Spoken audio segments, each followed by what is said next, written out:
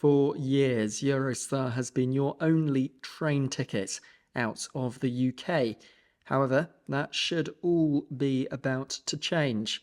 Richard Branson's Virgin Trains are soon expected to launch cross-channel services, providing Eurostar with competition for the first time ever.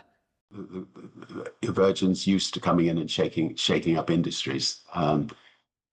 Interestingly, Eurostar in the 1990s, the majority of the shareholders wanted to rebrand it Virgin, and there was one shareholder that decided against it. Having got through this hurdle, the other hurdles are relatively small, and we're confident we'll be able to get through them. Virgin Trains, which of course currently operates services nationwide, said it is focused on running trains between here at London St Pancras Station and the city centres of Paris, Brussels and Amsterdam in 2030, but that it is also in discussion with France's busiest airport, which is Charles de Gaulle Airport at Paris, about the possibility of new services there.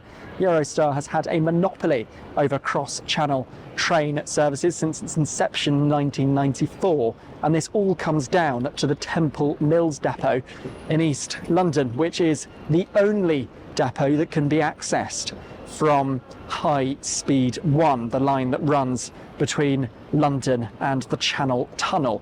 The regulator that decides who can use it rejected rival applications from Evelyn Gemini Trains and even Italy's state-owned railway to use the depot.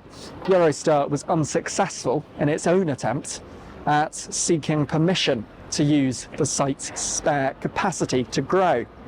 If you don't have competition, you're obviously going to have high fares all the time.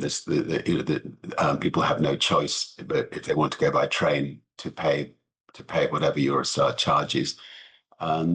If you have competition, then fares will inevitably come down. Through competition.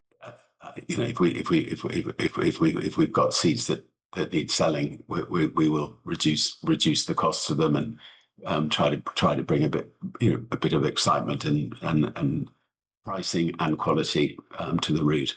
What's slightly ironic is that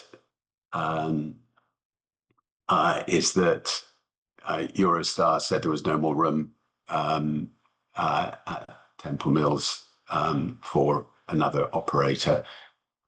When we say that we're going to operate, the regulator looked at that and decided that there was room for another operator, and obviously its announcement today has shown that. But then Eurostar suddenly announced that they're going to put double-decker trains out of the same terminal. So if there's room for them to put double-decker trains, there's definitely room for another operator.